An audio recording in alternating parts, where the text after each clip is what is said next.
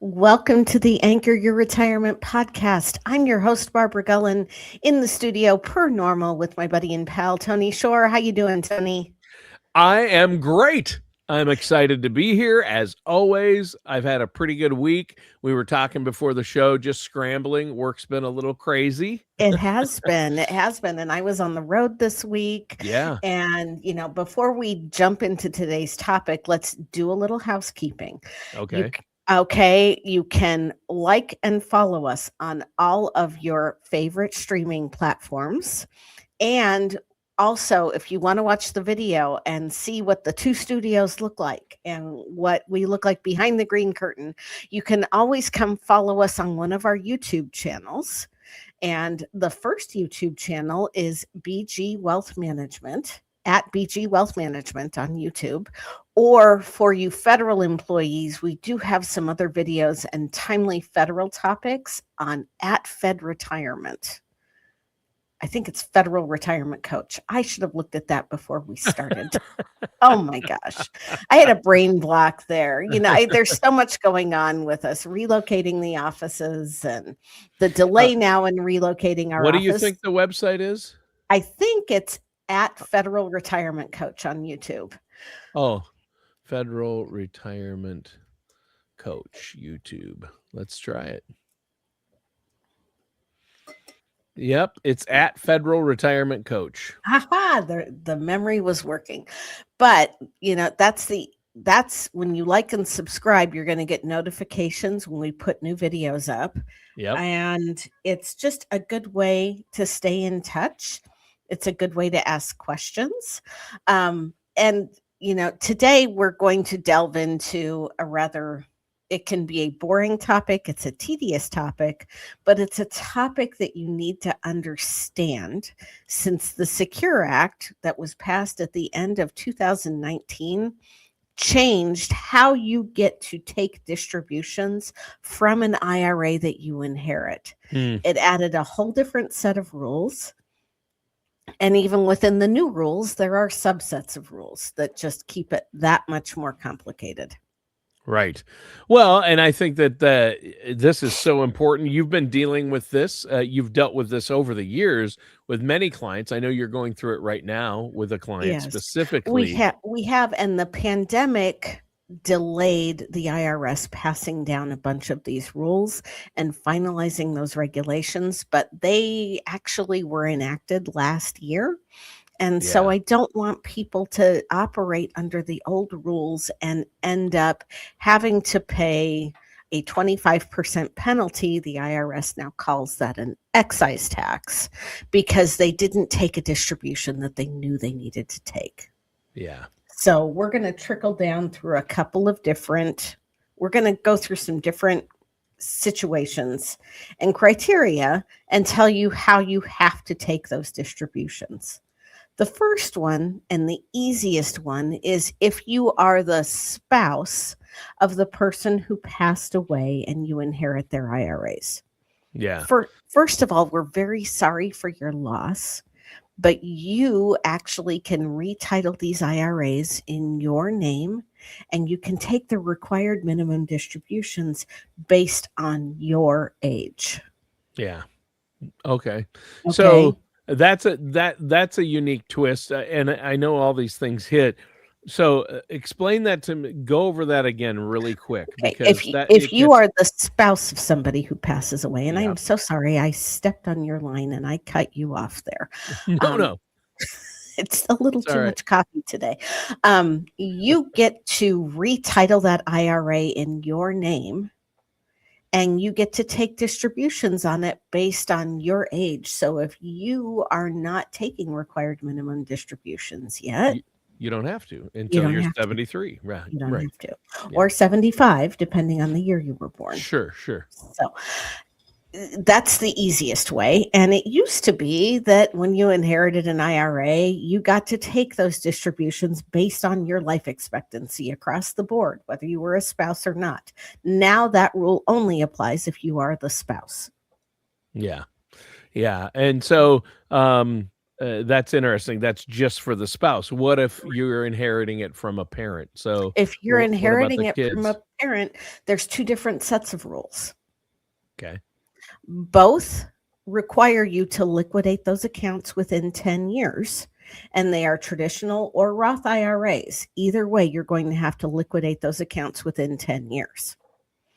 If your parent who passed away was not taking required minimum distributions yet, meaning they were young, then there is not a table that defines how you need to take those distributions. You just have to liquidate that entire account by the 10th anniversary of when your parent or friend or grandparent passed away. Yeah. If, however, let's say you're inheriting from a grandparent, or let's say you're inheriting from a parent who was already old enough to take those required minimum distributions, you need to take a required minimum distribution every year. You don't get to wait until year 10. And I very seldom advise somebody to wait until year 10, because then, especially if it's a traditional IRA, we have a big tax issue that we've got to deal with. But if the person who passed away was already taking required minimum distributions, you also need to take required minimum distributions based on the IRS's Table 1 for required minimum distributions. There is an RMD factor for your age. So depending on the year depending on how old you are when you inherit the IRA, Sure, that RMD factor is a divisor.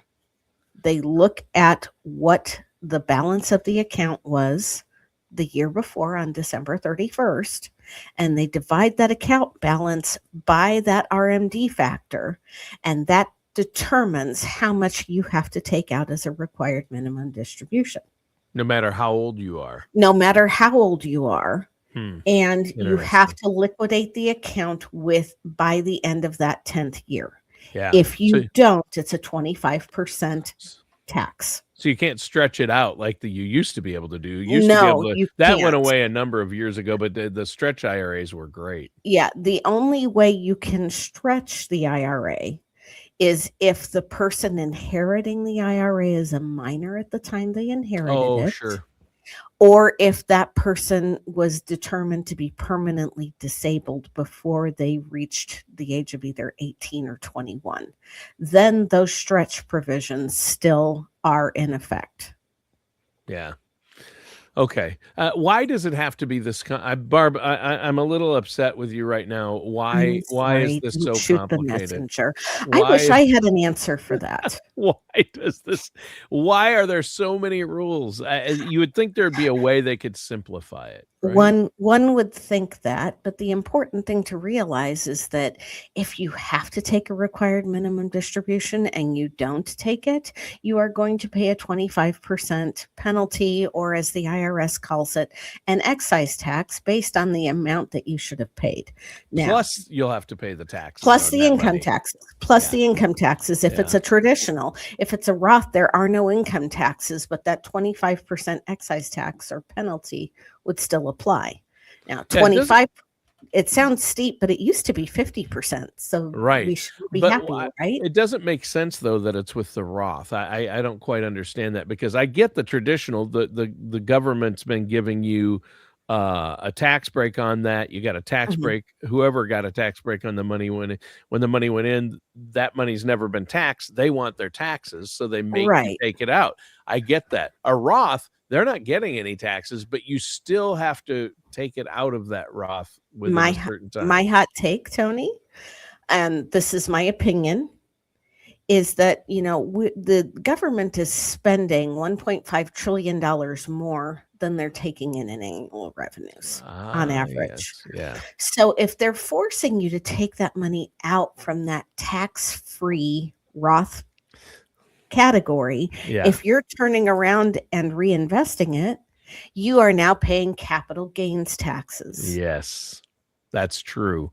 They might Okay. they figure they can benefit on that money from some other way. They will Or find you're another gonna way to spend tax it it. and Or pay you're gonna sales tax spend and it, pay and then you're paying sales taxes and you're other paying other taxes. taxes. Yeah. Right. Yeah. Sure. So, the name of the game is generating revenue. And when we Yeah. tell you that absolutely nothing in life is free, there's more of a grain of truth in that than we want to think about. Yeah. But the important thing to understand is that there is a lot that needs to be figured out. And unfortunately, when you are in the midst of grieving the loss of a parent, a grandparent, a spouse, or some other loved one, or somebody who was significant enough in your life that they felt like you deserved to be the beneficiary on this account, that is not the time to have to start making these big decisions. Right. No, it is not.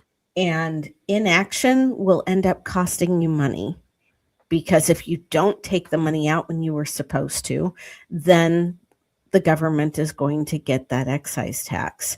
If you don't retitle the account into the IRA, into your name. And, here's the thing. If one parent dies and they leave it to 3 different kids, 3 different beneficiary IRAs need to be formed, one in the name of each child.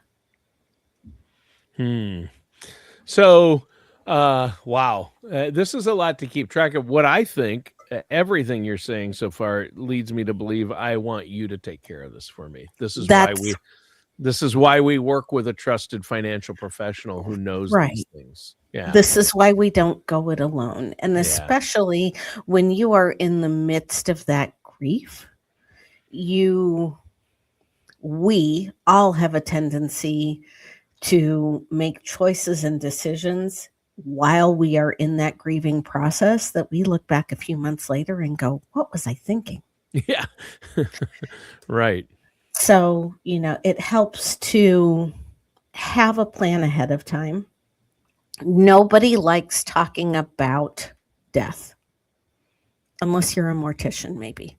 But the fact of the matter is the population has a 100% mortality rate right now.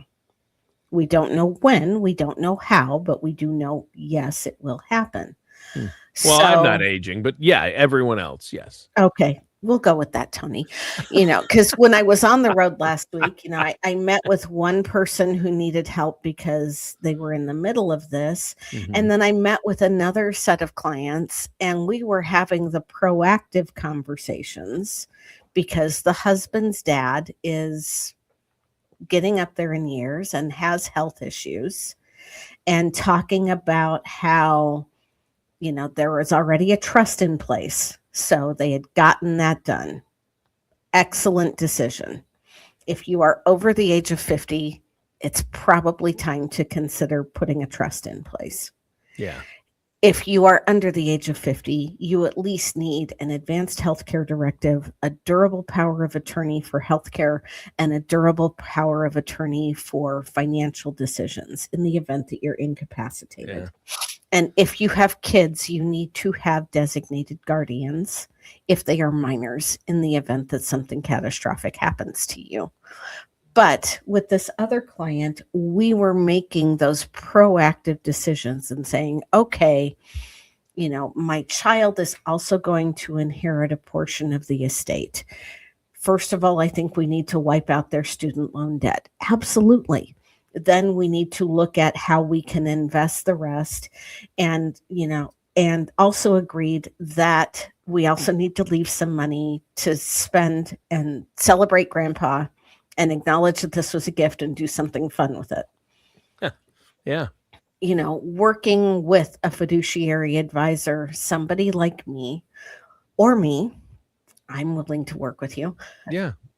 Gives you the opportunity to lay the road work down, have the map, know what we're going to do, so that when we are in the midst of that initial grief, when we have to do stuff because the IRS says we have to get stuff done within a certain period of time, we can at least lay the groundwork and start the process so that we're compliant And then when the dust settles, we can start making decisions about what makes the most sense for investment choices. Where should that money go? Should we pay this house off? Should we pay that off?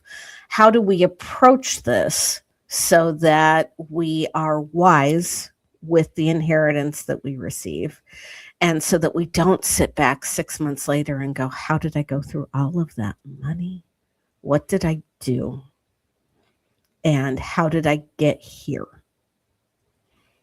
So, most people don't realize that being an advisor is also being a part-time psychologist as well. Yeah. Well, yeah, you're a marriage counselor, a financial counselor, a therapist. Yeah. Mhm. And you've got to handle those roles. I mean, because it all plays a part. I mean, it is an emotional thing. And it's tough. I know, Barb, it's hard when you lose clients or family members of clients. I don't know if I could do what you do because, you're talking about all this planning and legacy and estate planning, and inherited IRAs are a big deal, and They the are. tax implications and the penalty implications are so crucial. If they're not handled properly, yes. And, your loved one did not provide a legacy for you, most likely to just randomly go fund the government some extra Right. money because in the midst of your pain and your grief, there was a lapse in judgment or a decision that was made or a lack of action that resulted in an extra cost to you. Yeah. Yeah. Yeah. And this is where people make expensive mistakes, isn't it? It is. Yeah. And sometimes they're more expensive than others. But when it's an unnecessary financial cost, it breaks my heart. Yeah. Yeah.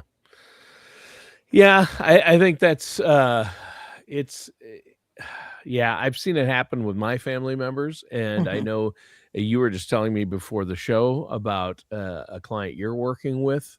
mhm. And you gave a good example of this. And sometimes it's like they weren't getting great advice, so it might not be the best situation. Oh, this is an account that doesn't transfer well, or we have Yes. to watch out. There are fees, and Mhm. what's it invested in? I mean, there are so many different aspects, Barb. I know that's why you do offer a no charge, no obligation consultation if our listeners and viewers out there have questions, right? We do. It is a privilege to be trusted by somebody in the midst of their grief or in the midst of a life change and to help them navigate through those waters. And you can do that by calling our office at area code 913-553-6222. Select option 4 for appointments and scheduling. And Christina or a member of our team will get you on the calendar so that we can meet with you. Or if you would rather do this online, you can go to our website, bgwealthmanagement.com. In the top corner, there is a button that says schedule a consultation, and that will take you to a form where we can get you on the calendar and help you sort out what's going on or help you be proactive and start planning out what needs to happen when the inevitable happens. Yeah, there you go.